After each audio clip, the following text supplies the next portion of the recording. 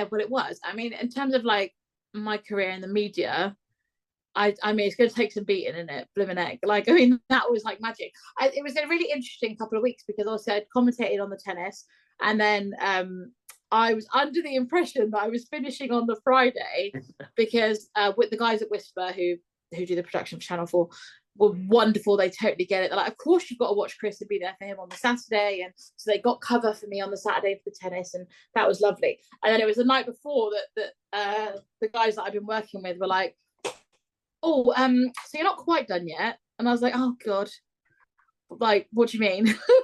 Yeah.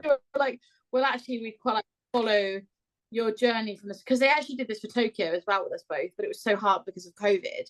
So a lot of it was like weirdly me setting up my phone and filming myself, and it was just not as magic. They're like, we want to actually, it's our last chance to get this for the two of you.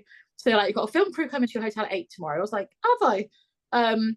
But actually, do you know what? I was a bit nervous because I was a bit like, oh, I just want to be Chris's wife today.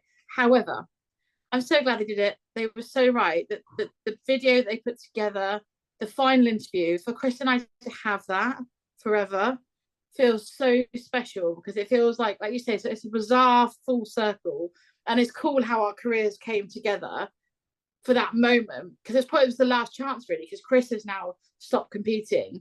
So for us to have that, but you know what? To interview him, like, it was the greatest honor. But I don't think I've overthought something more in my life, because I obviously massively care anytime I interview someone, talk about someone, commentate on someone.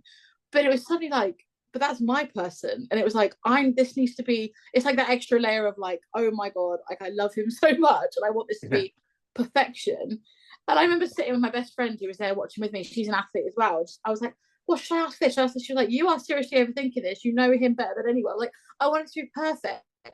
But actually, I think it kind of was. And I think actually our raw emotion hopefully made it as good as it could have been.